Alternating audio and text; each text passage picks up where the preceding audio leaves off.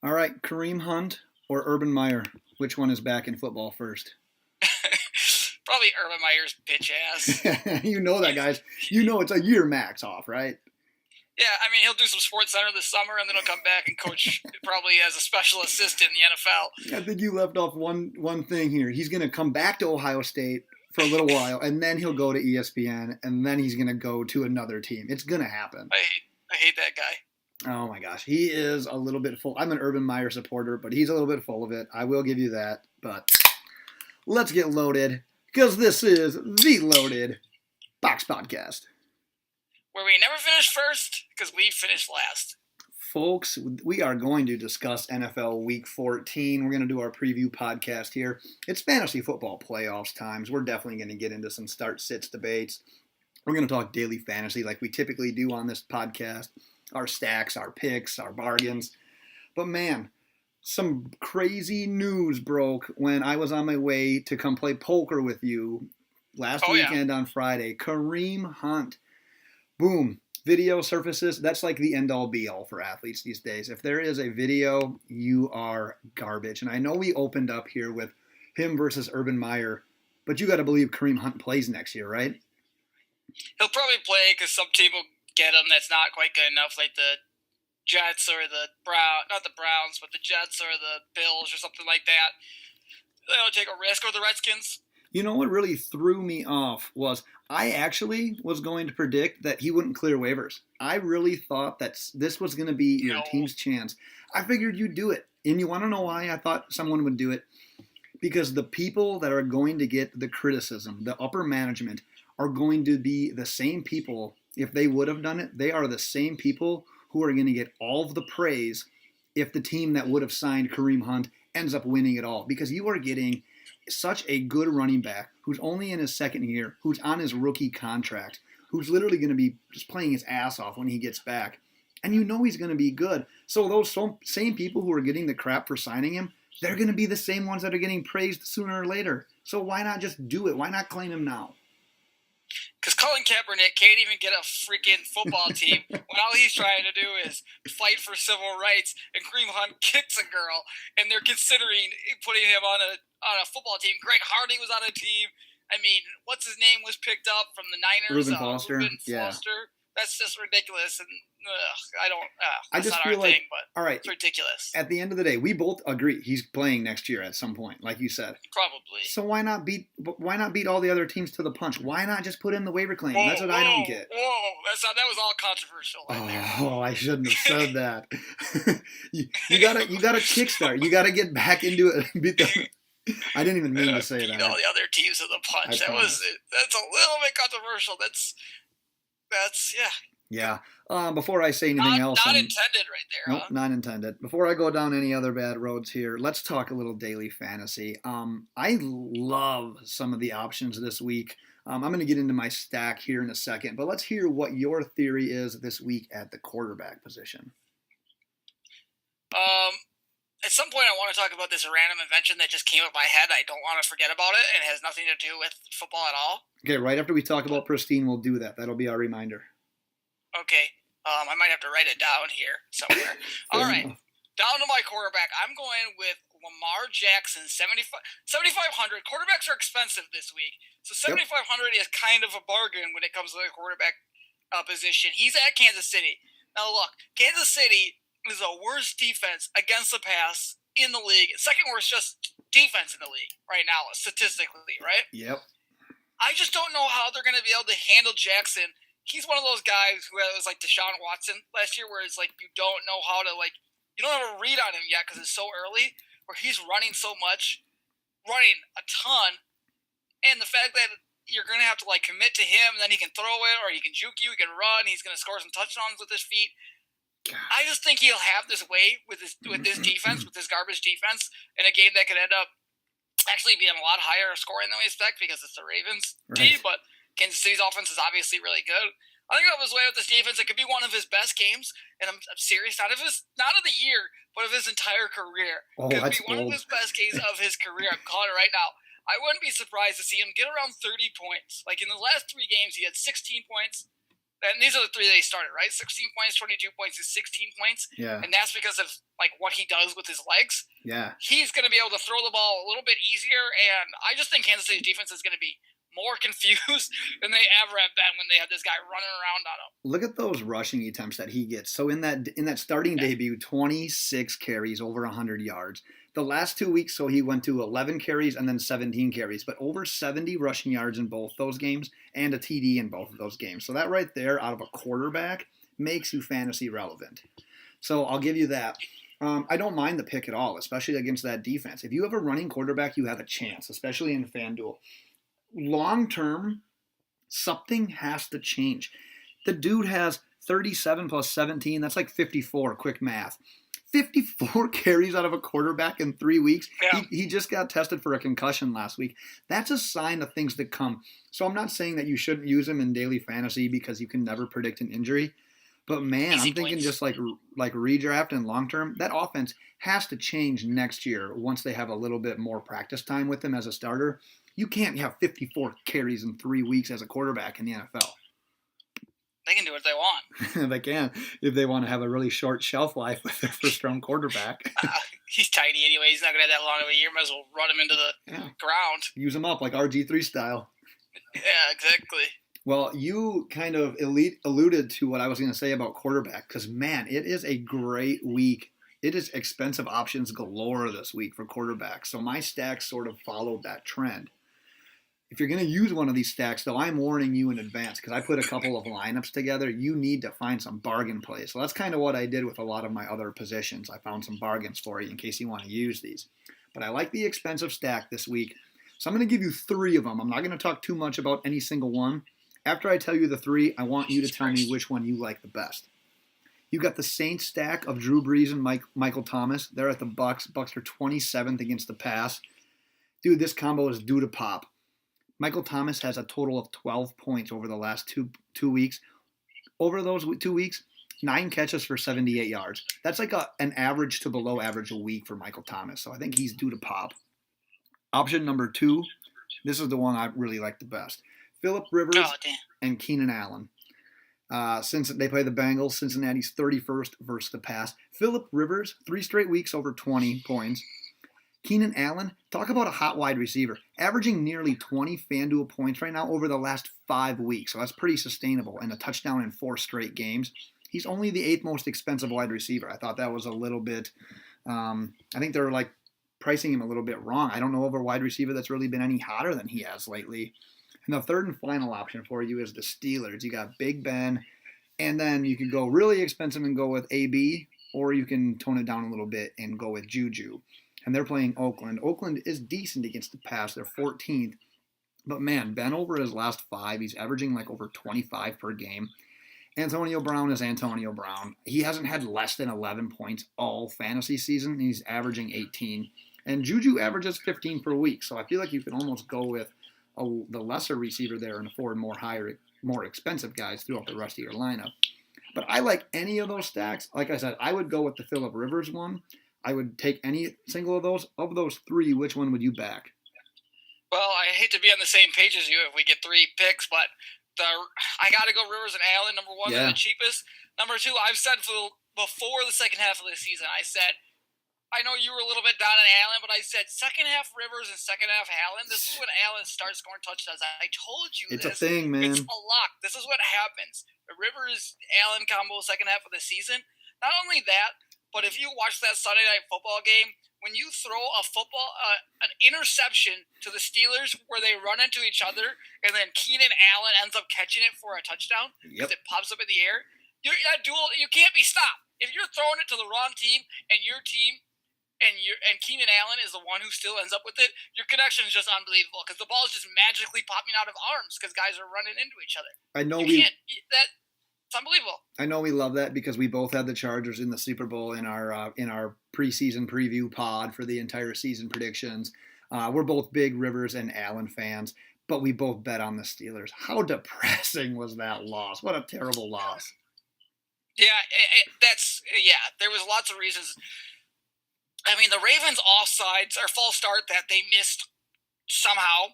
or not the Ravens, the Chargers offsides, yeah. their false start that they somehow missed, where the Yep. right tackle jumped a solid second before the ball was snapped. Yeah. Between that, and that ended up being a touchdown in that play. Yep.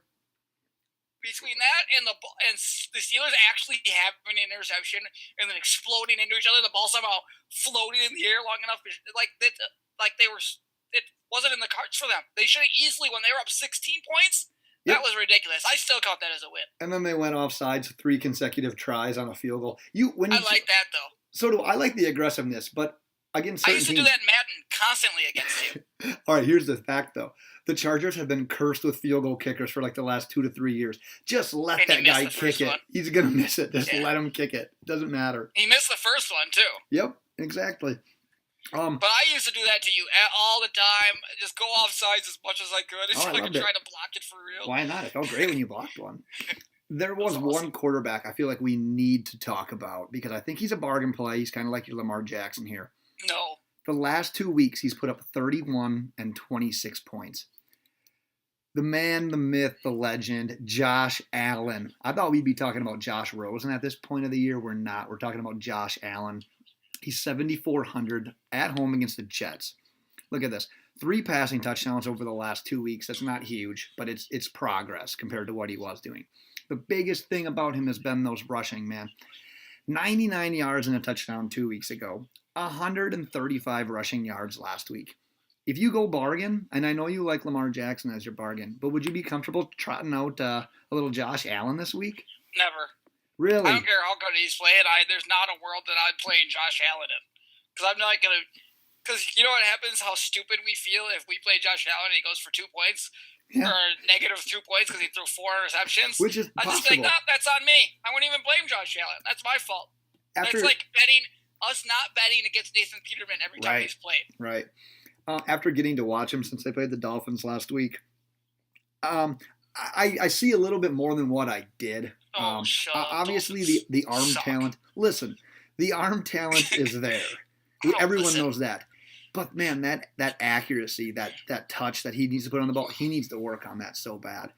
But man, he is so sneaky fast. He's avoiding sacks. He's like Ben Roethlisberger from his prime about just getting out of the way. But then I don't even know what. Yeah, he's Mitch Trubisky when he's running though. Like he's outrunning like linebackers and safeties. He's looking good while he's doing it. If you can get 70 yards rushing out of him against the Jets' pass defense that isn't all that good, if you go expensive elsewhere, because like you said, this is a really good week for expensive quarterbacks. If you want to try to buck the trend, I don't mind your Lamar Jackson pick, but I really like Josh Allen for some reason. It's weird. No, you're an idiot. Never thought I'd say that. You're going to regret every second of that. I will be tweeting you on Sunday as he's throwing his 4th interception, saying, "You said you like Josh Allen." Like, what is that garbage? I can't believe I'm now on record saying that I would use Josh Allen. That's gross. That's your fault. That's all you can do is say it's your fault. Let's move on to running back before I start throwing up. Okay, my turn. All right, this week I've got a couple of picks against my Green Bay Packers. First, I'm going to go with Tevin Coleman, only $6,100 at Green Bay. Look, I don't think there's anybody who knows about the Green Bay Packers better than I know about the Green Bay Packers. I'm convinced when it comes to like scouting their players and understanding where they struggle. What? So definitely not Mike McCarthy. No, I definitely know more than Mike McCarthy about this offense because I give the ball to Aaron Jones. Green Bay is 25th against the run. They tend to struggle against guys with like this explosiveness where they can hit the hole and bust away really fast, like Tevin Coleman. I see him. I can already picture it in my head.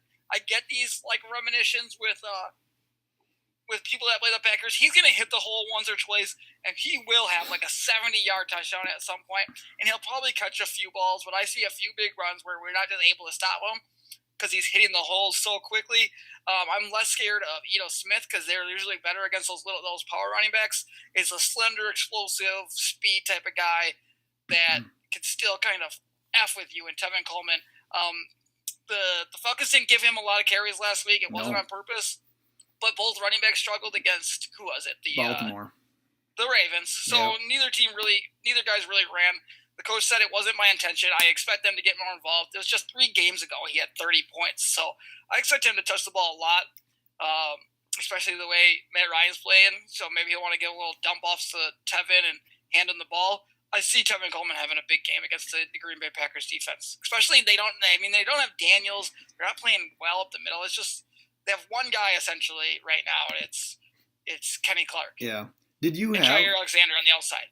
Did you have Tevin Coleman in any of your redraft fantasy leagues this year? Yeah, I did.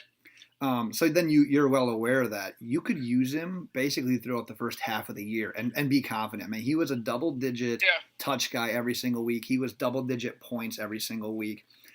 But as the Falcons have progressively gotten worse, his production hasn't been there really either. He's gotten, like you said, he had 2 points last week, 10 the week before, 10 the week before that, and then 8.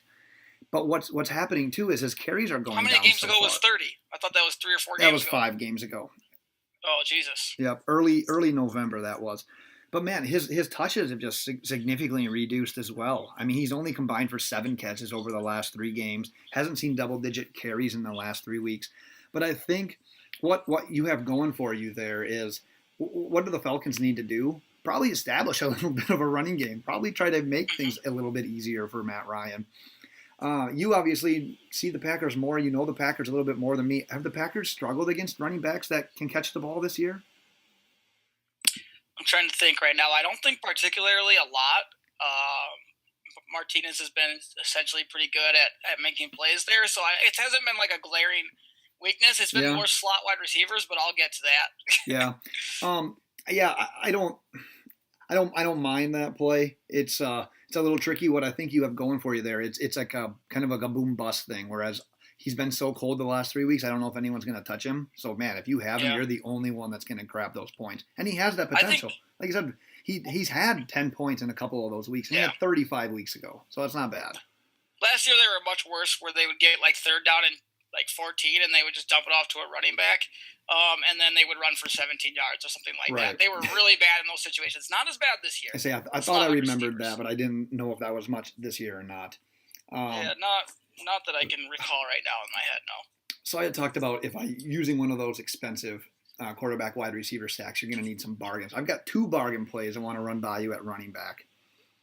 I like Mark Ingram. He's only 6,600. He's at the Buccaneers. I like this one if you're not going to use the Breeze Thomas stack. The Bucs are only 21st versus the run.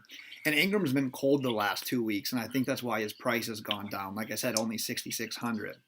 But either of these Saints running backs can go off at any time. And before that recent slide that Ingram's had, Ingram was over 20 points both of those weeks. So I like Ingram. And then I really want to hear your opinion on this one because you had him last week and you got screwed over. Sony Michel, 6,900 at Miami. He only had 8 points last week, but I remember you texting me. Man, what's his name? Devlin?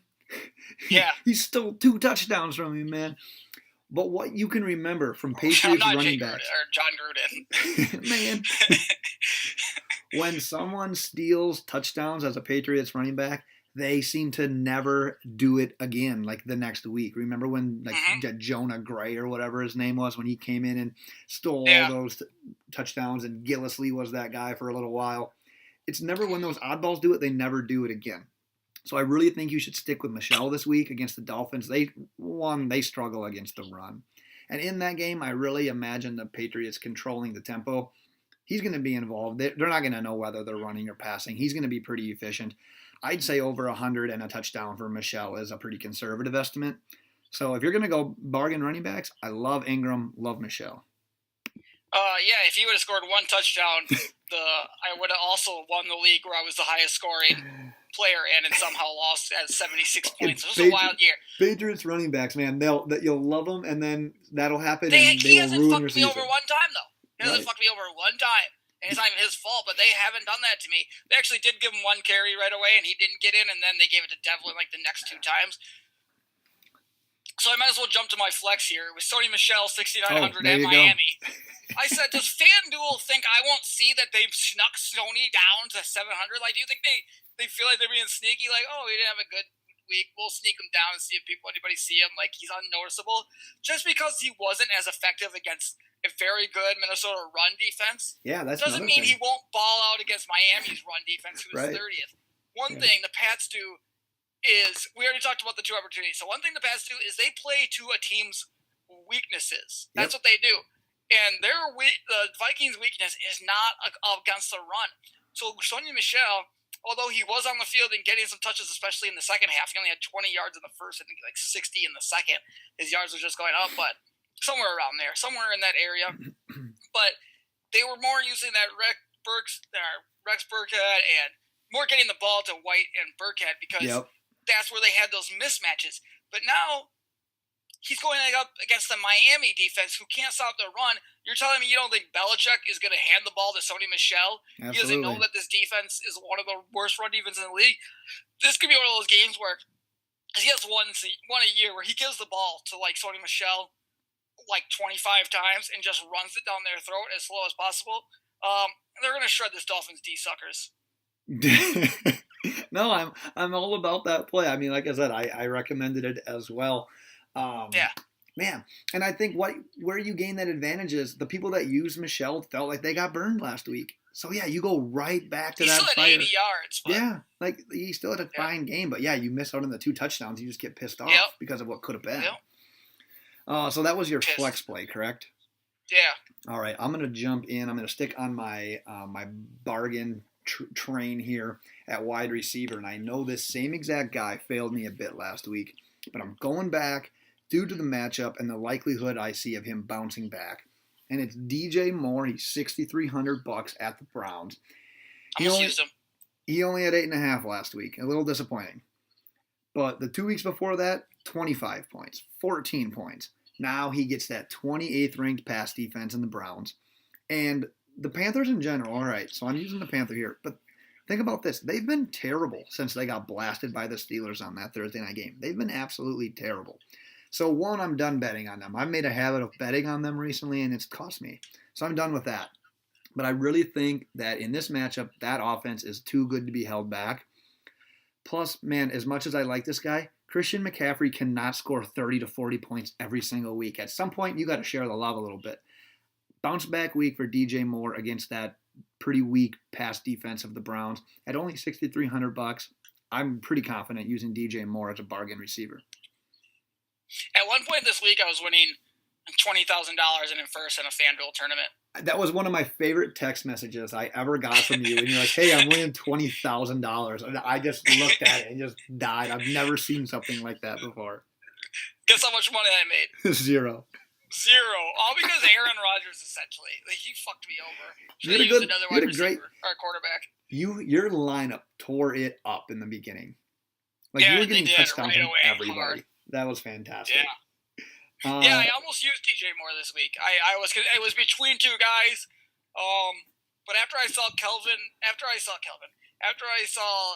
Cam Newton, and forgetting that he has a weak arm now. Did you see how weak his arm is? I forgot how weak his arm is now because he had that shoulder surgery. The problem with Newton too is like I would always say this, that like once his arm strength goes away, he's not going to be near as effective because he was getting by so much on just purely on that arm strength that he was fitting balls into windows that he never should be able to, because he's not the most accurate guy in general, but he had such a cannon that he was fitting it in there. So once that goes away a little bit, the interceptions are going to go up. The completion percentage is going to go down. And yeah, if he's not stepping into throws, if he doesn't have a solid base, if that arm gets a little bit weaker, he's going to struggle a little bit. But still, no, the arm is actually weak. It is right now. It's weak, and if you watch some of his downfield throws, it looks like it hurts. Yeah. It looks like it hurts him to throw, and they kind of float out there. They had to bring it. Did you watch any of that game? They had to bring in Taylor Heineke to throw the Hail Mary at the game because Cam Newton can't do it. Isn't that crazy? Yeah. I forgot that his arm is weak. The whole Andrew Luck kind of deal as well, but he didn't get the year off. Yeah. So. Yeah, exactly. Kind of wild. So, where are we at? Wide receiver. So, one thing I wanted to point out first is, I don't know if you noticed or if other people noticed, but who was the number 2 wide receiver going into this week on FanDuel? Did you notice that? I don't know if I noticed. It was Devontae Adams, $8,700. Devontae, $100 behind $8,800 Antonio Brown. There he is, yep. Yeah. Are they starting to recognize? People starting to recognize who a top 3 wide receiver in the league is? Yeah, man, I think they are. Just looking, he averages more per game than AB. Yeah, he's incredible. That's unbelievable. He He has, yeah. If you watch Devontae Adams and actually watch him closely, and I'm not sure a lot of people watching the Packers because they've been not that good, he's exceptional. He is. You can't cover him. I still hate that guy who tried to diss his reception. Like, shut up! You don't know what you're talking about. I know what I was talking about. You look stupid now because he is putting guy. He made Xavier Rhodes pull his hamstring. He's putting guys in blenders. No, Patrick Peterson can't cover. Nobody can cover Devontae Adams right now. This is the same wide receiver who was like 2 or 3 years ago just struggled terribly with drops. Yeah. And it looked like, I don't want to say it was like the end for him, but it looked really, not career threatening, but like really damaging to his outlook. Because I told people they were stupid at that time, and I'm telling people how stupid they were. But man, it was a problem. It was a bad problem. But obviously an injury hampered year. Right, but obviously you saw the play I'm going to talk about, but for those who didn't, that catch he had on the sideline where he kept both feet in bounds and basically caught like the back of the ball, that drop problem's gone. Yeah, no, he is incredible now. Yeah, he's back to what he was, and you're the one who told me about him. He's back to that wide receiver when he came out of Fresno State where he was just high-pointing the ball, catching everything, and that's what he was known for. But now he's got the routes and just like pinpoint like accuracy with his route running that he added to that game. That's just been unbelievable. That's not my wide receiver, by the way. Oh, well, let me say one more thing before you go to your wide receiver then, since we already talked about him. So through his 12 games, 11 touchdowns, so basically 1 per game. Almost 1,200 yards, so basically 100 per game. 85 catches, so he shouldn't have any issue getting 100 for the season. And this is all in what's being considered by a lot a down year for Rodgers and the Packers.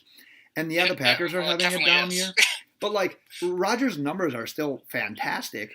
But compared to what he can do and what he has done, yeah, a lot of people could say it is a down year. And look at those wide receiver numbers he's putting up through 12 weeks. 85 for over 1,000 and 11 touchdowns is a season.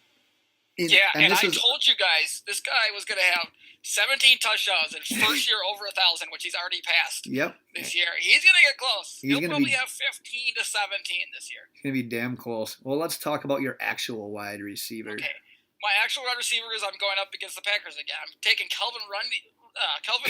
$61. Calvin Ridley, $61 at Green Bay. I know this on paper, on FanDuel, the Packers' pass defense ranks as good, but let me tell you the truth. They aren't. Okay? This game I expect to be fairly high scoring. They have one guy. They have Jair Alexander, who, you know what? Future outlook for these cornerbacks, I think they're going to be really good. I think Josh Jackson is going to improve a lot. Alexander is already a top 7 cornerback at this point, the way he's playing. According to PFS, he's putting up top 5 cornerback numbers in the league, not just rookies, but in the entire league. Jair Alexander is playing out of his mind. He'll be out of Julio. Obviously, he can't stop Julio on his own, but he'll have a little bit of help. But he is good enough to keep him at bay in comparison to what the Packers have done against Julio in the past, which is like 1 million yards and 74 touchdowns, because that was the team he scored touchdowns against. Julio historically owns the Packers. Oh, he murders them. He scores touchdowns against the Packers, so you know he's owning them. And that's a rarity, yeah. Calvin should have his way with any of the garbage non-cornerbacks that you've heard of. Josh Jackson is still starting to get his feet back together. Every other guy is like an undrafted free agent at corner. They're bad. They're really bad. So Calvin Ridley's going to be able to pick a bunch of guys just out of a hat and just put them on an island and make them look bad. And if they're not man-to-man, he's going to sit in zones, and most people are going to look at Julio. I expect Calvin Ridley to go off in this game. So in most fantasy football leagues, this is the start of the playoffs. So obviously you want to have the most optimized lineup that you can possibly have. And a lot of people that took Matt Ryan likely have another quarterback just because of the fact that he was a little bit of a later pick. So you look at that, and like you said, in FanDuel here, the Green Bay Packers are the 6th best against the pass. Yeah, that's false. So that's what I'm trying to say.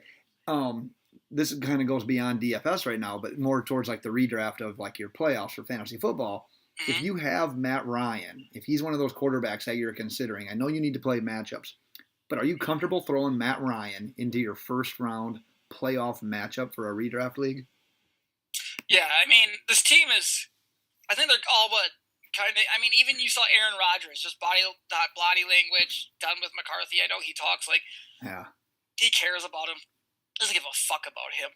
Nope. Actually, you know what? Aaron Rodgers' parents were in town for his birthday, so fuck you, Jordan Rodgers, you lying bitch ass motherfucker.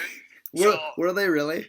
Yeah, he said it. He's like, yeah, I was in town with my folks were in town for my birthday, so I hate that crying baby Jordan. That makes me hate him even more because he's lying.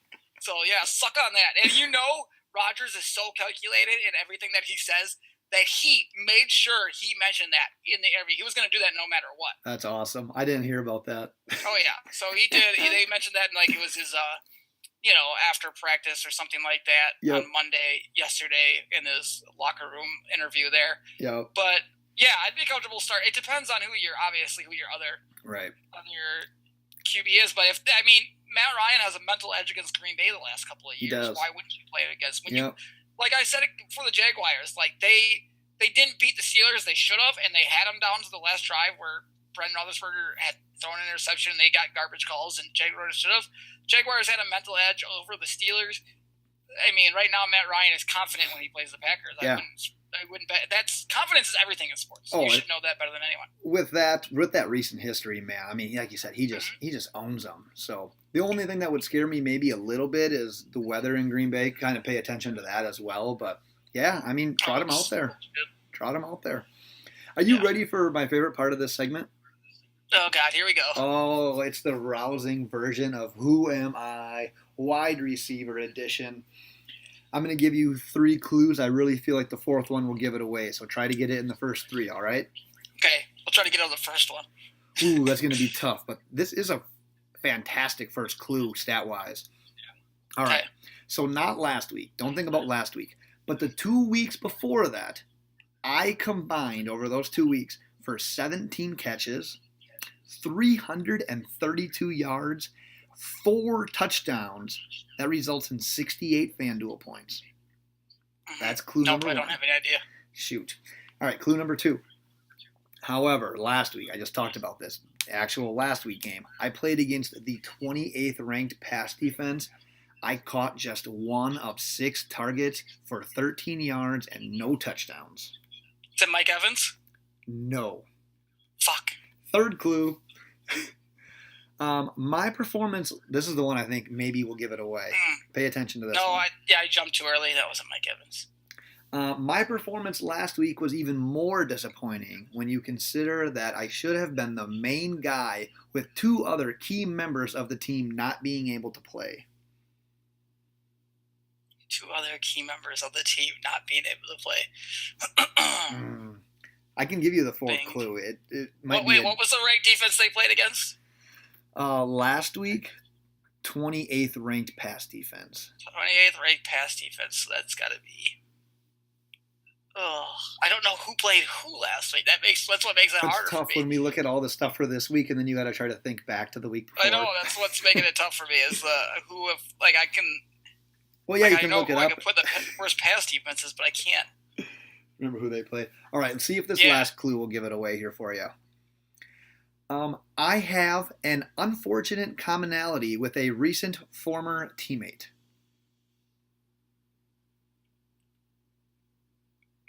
Is that Tyreek Hill? Tyreek Hill. Nice guess. I'm glad you got that. I wonder who else was able to pick up on that one. So he's still a little bit expensive this week. I'm scrolling up right now to see if I can find out exactly where he was. But man, everyone thought the sky was the limit for that guy last week because he was playing against a terrible defense. And boom, he put up a complete clunker. I didn't realize he had that bad of a game last week. Yeah, he caught 1 of 6 targets for 13 yards. He put up 5 FanDuel points against the Raiders. The weeks before that, though, man, against the Rams, 39 points. Against the Cardinals, 30 points. The week before that, he had 10. That's not going to kill you. Yeah. But, man, he's still super expensive. He's $8,200, and now he gets the Ravens. And I know that the Chiefs can pretty much score against anybody, but do you think Tyreek Hill is untouchable after a game like that? Because he can be so spotty. No, I mean, what do you mean untouchable? Like How much is he? Like you don't want to use him. He's 8,200 and he's going against the 2nd-ranked pass defense. No, I don't think he's. No, I think he's at this point. I hate Tyreek Hill, but with Patrick Mahomes the way he's playing, I just think he's one of those guys. I mean, would you bench Davante Adams? I mean, would you not play Davante Adams? It doesn't matter. I think at this point, especially with the speed, who he's playing against, really, like he can just get lost sometimes. Yeah, and especially if Mahomes is breaking out of the pocket, like teams are just effed. Just wanted to throw it out there because, like, those 2 weeks before, though, I mean, those are legendary. Over 300-some yards, all those 4 touchdowns, and then to follow it up with a 1 catch for 6-yard performance is a little bit sad. Are you through all your players then? Yes, I am. All right, let me hit on one tight end, and then we'll move forward here. So I think at tight end this week, we have a strange occurrence at tight end this week. Rob Gronkowski. I've never seen this before. Rob Gronkowski is only $6,200 at the Dolphins. He's cheaper than the guys, the top guys, but then also he's cheaper than Jared Cook, Eric Ebron, Jordan Reed. I never thought I'd see the day where Rob Gronkowski is lower in FanDuel price than those guys. And I know that Gronk's had a down year. But man, at this price point, that almost seems way too good to pass up. Plus the Dolphins' history against tight ends. I feel like this is the week you legit have to use Gronk at $6,200 and just go with it. Because if you're trying to use a bargain play that may be in like the 5,000s, what are the odds that guy's going to be able to match what Gronk can produce? Gronk has that ability to go over 102 touchdowns any week, even though he hasn't done it yet. This would be a perfect week to do it. See, here's what I don't like about Gronk. Number one, he can't really move right now. He just can't. He doesn't look right. He cannot move. He's struggling to run around, struggling to do anything. Number two, you should be able to pick this out, but Minka Fitzpatrick has that ability to be the guy that covers Rob Gronkowski, and I think right now a good cover safety, a guy that potentially was, a guy that could play quarterback as well, right? Coming into the draft is somebody who can kind of be on him like a couple of guys have in the past few weeks. Is Gronk looks dead. He looks like a zombie trying to run out there. There's nothing I like about what he's doing on the field. I don't like it at all. So to hit on your points, number one, it's worse this year, but Rob Gronkowski has always looked like a refrigerator with legs. No, it's not good. But he kind of has. He's just robotic. I mean, I just wanted to say that because that's literally what he is. But two, the only issue with Fitzpatrick there, they said on like this draft day presser when they drafted Minka Fitzpatrick was like, we drafted this guy to be able to be versatile on defense to cover guys like Rob Gronkowski. Where the issue comes in, Miami has had no number 2 cornerback step up outside of Xavier Howard, so Fitzpatrick has been forced to play the boundary more than anything that he's done so far. So he basically doesn't even have the chance to do that right now. So I think I think New England's going to be able to take advantage of a guy like Kiko Alonso who struggles terribly against good tight ends. Outside of that, they have a rookie in Jerome Baker who could maybe hang with him a little bit, but more often than not, Gronk is going to take his way with a rookie. What happened to Kiko last week that was hilarious? Did he get, spun around and pushed? He got spun around and Josh Allen, leverage, stiff on him Josh to use Allen leverage. just, pushed him out of the way after he spun him. That was great. He looked so bad. That was my favorite moves. He, juked him twice, turned him around, then pushed him off to the side like a little bitch. So disheartening. He's a good linebacker. So disheartening. It was great. I don't want to talk about it anymore. Let's talk about Pristine Auction because they're a great sponsor of the show. Head over to pristineauction.com. They hooked us up with our Davante Adams signed mini helmet that we're giving away on Twitter. Make sure you're following us at LoadedBox. Find the tweet, retweet it, tag a friend, show proof that you're subscribed to the podcast on either iTunes or Google Play. We'll get you all signed up for that. But in the meantime, make sure you head over to pristineauction.com, get all the stuff that you need for that man cave. And with that, DJ, I know that we've talked a little bit about actual fantasy football. Oh, yeah, let's talk about your invention. So, this is parents, plug your kids' ears. This is rated R invention right here. But I don't know why I thought about this. I think you mentioned something that made me go back to it. But K-Cups for your coffee? Yep. How, you can choose, you get the options. I don't know, if you come to where I work, you can, choose milk chocolate or coffee or all these different types of choices. You've just got a rotating selection of different coffees you can have in seconds. We have that in the Loaded Box podcast studio where you work. Yeah. So, if And I think we might have to. This is our invention. Maybe this will make us rich. And I think we might have to do this in like Japan or China because I feel like it would work better in one of those countries. But I think we should make. You know, like there's like fleshlights and like fake vaginas. We should make what is called cake hunts, and you can just choose between black, white, Asian, different types of pussies, and you just get your choice of rotating vaginas. You know, loose, tight, all that. And you got cake hunts, just anything that you choose from. I think that would work perfect in Japan. I don't think you have to do that in Japan or Las Vegas. I don't think you can just get away with that in Wisconsin. No, Japan. It has to be Japan, I think. I feel like Japan is like the creator of like sex toys all the time, and they love this like the little sex toys. So I feel like cake hunts would be great. Please, everyone, Google that. Is Japan the creator of sex toys? That's what they do, man. I don't know. They love those sex dolls and sex toys and sex robots. It's Japan, man. Nice. Well, that's interesting. Let's transition into fantasy. Well, I think we can get rich, all right? You shouldn't have told all the listeners. Yeah, that's true. All right, we've been talking some redraft. We're in the playoffs, so let's knock out some listener questions. I typically wouldn't like a defensive question, but man, it's the playoffs and everything counts right now. And I like this question because it brings up a couple of different points. You've got the Bears defense against the Rams or the Broncos against the 49ers. Who are you going to go with? Oh, the 49ers stink. So does Nick Mullins. He's garbage. I'd go Broncos all day. I just wouldn't risk going against an explosive offense. Like, I picked up the Jaguars defense, well, hopefully, anyways. I put a claim in for the Jaguars defense specifically, so I don't have to play the Bears defense this week because I just can't take that chance. Right. And the Broncos were on there as well, so if I don't get the Jags, I'll probably try to sneak them if nobody else got them. But yeah, I'm looking for another defense if I have the Bears D just this week. Right. It's hard to sit that defense, but I feel like you've got to feel pretty confident still with a team like Denver when they're playing against the Niners. I mean, given the fact the Rams are scoring about 35 per game. They've scored under 30 points only twice all season. So I don't know that you can really justify using a defense against that.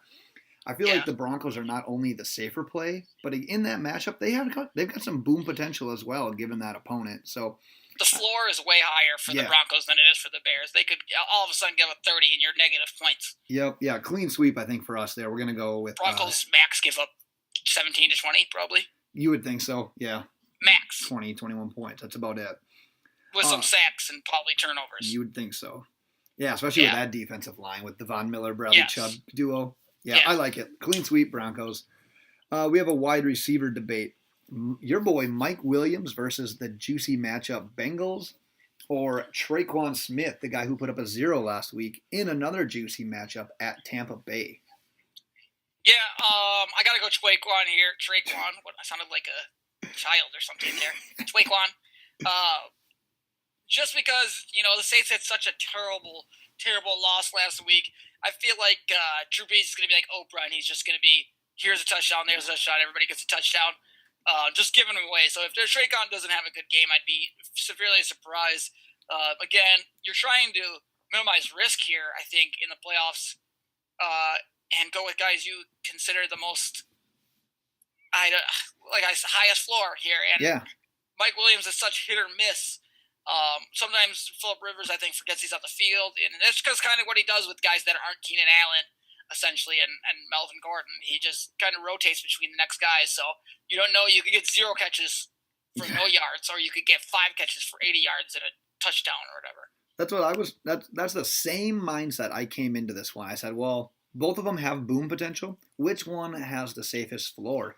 And I literally don't know if I know, because Traquan Smith, he had that huge game a couple weeks ago. Since then, just duds. Didn't even he had 0 catches on 1 target last week. That killed some people. So did Michael Thomas, essentially. It wasn't a good game all around. I'll give you that. It was a great defense compared to the Bucs. Like that. But yeah, Mike Williams is the same way though. He'll have a game where he won't have that much, but then he'll have that game where he only has 4 catches, but 2 of them go for touchdowns. Yeah. So floor-wise, I'm not sure that either of these guys are great floor-wise. So yeah, maybe you just go with the boom guy and try to go with Traquan, because that offense maybe is just a little bit better, and they play Tampa. So super tough call. I don't know about that one. That's tough. Let's go into an interesting one here. We've got what's his name? James Conner from the Steelers, who has been ruled out for this week. So insert Jalen Samuels likely into that starting running back role against Oakland. Or the other option here is Spencer Ware, also recently thrown into a starting position, and he has Who? Spencer Ware. What? Huh? Why? Why not? Where? Spencer. Next. He's on first. All right. You done? What did you say? Yeah, I don't know. I forgot where we were, but that was kind of fun. Jalen Samuels, Spencer Ware. Well, and I know I gave you this little tidbit of information. Jalen Samuel, who is on essentially nobody's team, I'm convinced, because everywhere I've looked, he's out on the free agent wire, so I'd be surprised if somebody has him in your league, so go get him. But if Yahoo does not make a change and you're in the Yahoo league, if you go get Jalen Samuels, you can put him in your tight end position. In a position that's struggling terribly. In a position that's terrible. You can put him in your tight end position and pretty much lock in like 10 points going against Oakland, essentially, minimum, and they'll probably score like 15 going up in that matchup. You gotta play him. But Baltimore's defense is really good, but I'm hoping they don't make that change. They'll probably pick it up. They'll probably catch it before Sunday. Maybe. But you gotta try it. So that's the thing, and I like that strategy and thinking, and I'm totally backing that 100%.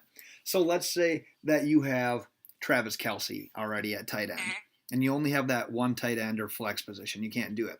Let's say that it comes down to these running backs. This is where I struggle because as a volume guy, as who I know can get it done, that's Spencer Ware, but he's playing that top-ranked Baltimore defense, or nearly top-ranked. Then you've got Jalen Samuels that we really don't know anything about. We know very little about this guy, but he gets the juicy matchup. What's the safer play here? I don't know. This is such a tough one. I like Pittsburgh's offensive line a lot. Yeah. I think just based off an offensive line and their ability to open up holes and make anybody look good. Honestly, I don't think James Conner's that great. I mean, you've seen a couple of games where he struggled. I think Le'Veon Bell is a way better overall running back, but I think that offensive line is just exceptional. Yeah. Exceptional up front. I would favor Jalen Samuels just because of that and their consistency between the run and the pass. They don't go away from the run. Yeah, I have the same exact answer. My only hesitation would be it's the playoffs and you're just throwing this guy literally from the waivers into your starting lineup. Like you're going all in on a chance here. That's the one. Were you impressed by Spencer Ware? I don't want to say that I'm impressed by him, no, but I've seen him play a couple of years ago, and the guy got the job done. He was the starter until Kareem Hunt just balled out. That was too easy then. I guess. All right, you got anything else? Nope. All right. Nothing, no inventions. That just was a dud. You know what? It's like, suck it. I'm going to make millions of dollars in the end, and then you're going to be jealous you didn't invest with me. Fair enough. Well, once again, thanks for listening. Make sure you Google search "Are all sex toys made in Japan?" Follow us on Twitter at LoadedBox. Check out our website, loadedboxpodcast.com. Our next episode, we'll be looking at all the individual games for Week 14. We'll be giving our straight-up picks, our against-the-spread picks. Make sure you check that one out later this week. We're available on iTunes. We're available on Google Play, YouTube. Check us out. Search Loaded Box. Subscribe, rate, review. DJ, send us away. Time to do some dishes. Bye.